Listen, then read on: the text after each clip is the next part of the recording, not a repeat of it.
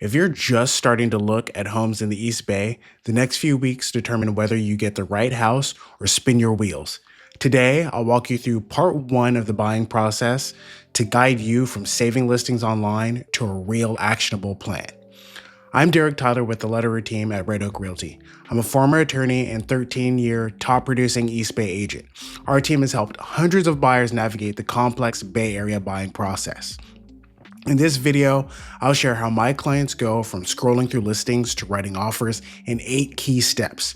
This takes you through creating a working relationship with an agent, getting financially ready the right way, securing a strong pre-approval, and learning how we tour, disclosures, and come up with an offer price that you're comfortable with that also has a strong chance of getting you the house that you want. Buying in cities like Oakland, Berkeley, or El Cerrito, unfortunately, isn't as easy as see house, buy house. It's a legal and financial process with timelines, disclosures, and money moving quickly. In part one, we set your foundation. We define roles, identify what you can truly afford, and we set up systems so when you find the right home, you're ready to shoot your shot. Think of this as your on-ramp from couch to capable buyer. So what are the next steps? You really have 3 options for next steps. Option 1, find an agent first. Option 2, get pre-approved first. Or 3, look at open houses first. If you start with option 1, finding an agent first, the process truly goes 1, 2, 3.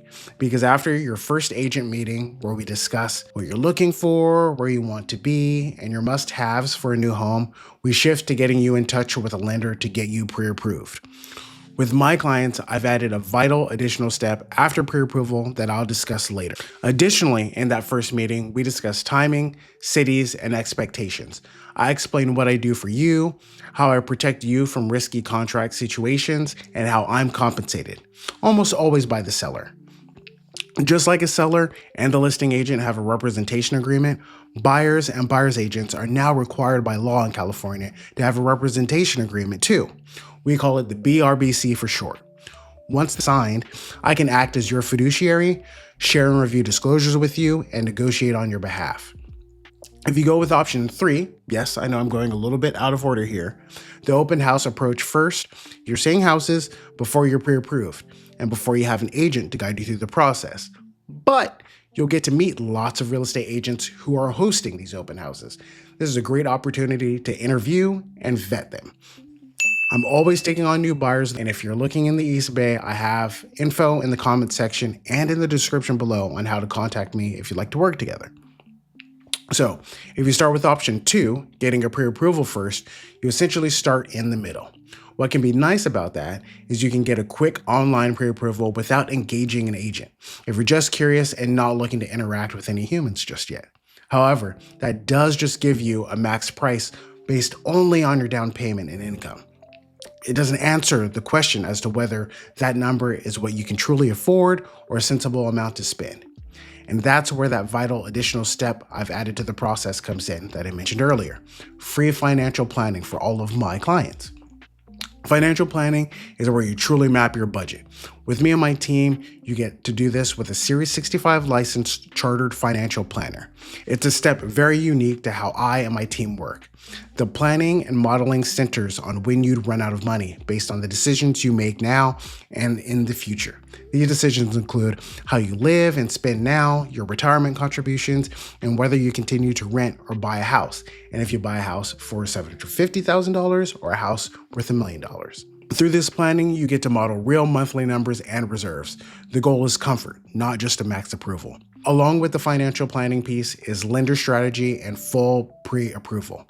We actually aim for pre-underwriting with a reputable East Bay lender, so your pre-approval letter or your pre-underwriting letter and timeliness carry weight. Once you have an agent, once you have a financial plan and have a pre-approval, you're truly ready to house hunt. Because if you see something you love, you can actually move on. Okay, so for those who are keeping track, the steps were step 1, find an agent. Step 2 is the initial agent meeting. Step 3 was reviewing and agreeing to the buyer representation broker compensation agreement. Step 4 is getting pre-approved, so you stay ready, so you don't have to get ready when you find the right home. And step 5 is the real secret sauce to making a great decision, financial plan. The next step, step 6, is search calibration. Here, we tour homes together, and through that process, you learn what different price points buy in either your target neighborhood or the different neighborhoods you're considering. On the first tour, I really like to wear my clients out. Let's go out and see 8 houses in 4 or 5 hours, get familiar with the market, the general condition of houses, and what to look out for. Step 7 is Disclosures 101. When we see something you like, the next thing we do is request and go over the disclosure packet. While the full disclosure packet should always be reviewed, I like to focus on the disclosure items unique to a specific property, like its home inspection, pest inspection, natural hazards disclosure report, the real estate transfer disclosures statement, and the seller property questionnaire. Doing this a number of times over allows you to see what issues are common and usual, like a little bit of dry rot here and there, and what's unusual, like big, huge foundation cracks or major settling issues. Step 8 is running comps. Once we see something you like, review the disclosures, and decide it's something you might want to put an offer on, the next step is to run comps. This is where, on your behalf, I pull and analyze past and pending MLS sales data and use a method similar to what appraisers use to determine 2 things regarding valuation. The first thing is, what will this property likely sell for? Depending on the housing stock, this can be really easy and accurate. If we're talking about tract housing and the same house across the street sold for $850,000 last week, it's very likely the same house this week will sell around the same price, depending on if there's competition. However, the Bay Area market isn't usually like this, and there are a number of factors that go into why one house may sell for one price when a similar house may sell for more or less. A good agent will take all of that into consideration and let you know their opinion on what the house will likely sell for. Second, a good agent will also give an opinion on what you should offer. Your offer price and likely sales price aren't always the same. Has the property been on the market for a long time? Maybe the comps say it should sell for $1 million, but it hasn't yet. So an offer at $950,000 may make sense to offer to see if the seller will accept less than what the comps suggest. When I run comps, I usually provide a ceiling price, a bottom price, and a likely sales price. From there, based on competition, days on market, and other factors, I suggest a starting offer price that my clients can either say yes to, or they can come up with a different offer price that they feel comfortable with. We have a maxim on our team: we all get a vote, and your vote wins. All that means is that I'll give you my best analysis of the data and my opinion based on my experience. But at the end of the day, all decisions are yours as the buyer. So those first 8 steps get you all the way to your first offer.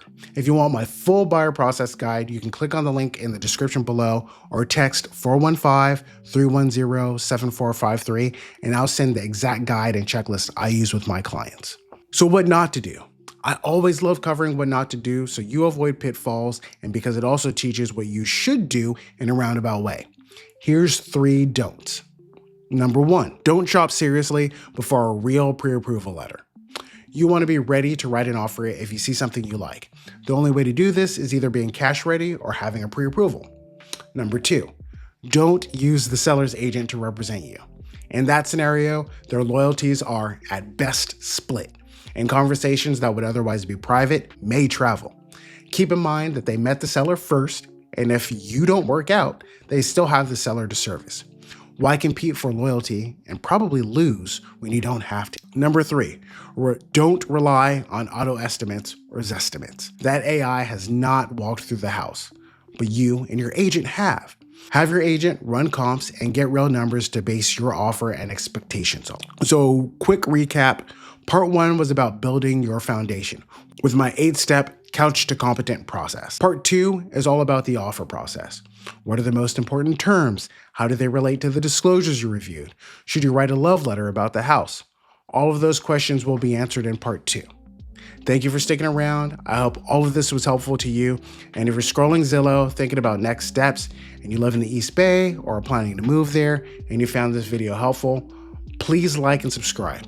Grab that buyer process guide at the link below, or go ahead and text that number 415-310-7453. Text guide to it and I'll send you the guide. You can also text help to that same phone number too, 415-310-7453. Thank you again, and I'll see you next time. Peace.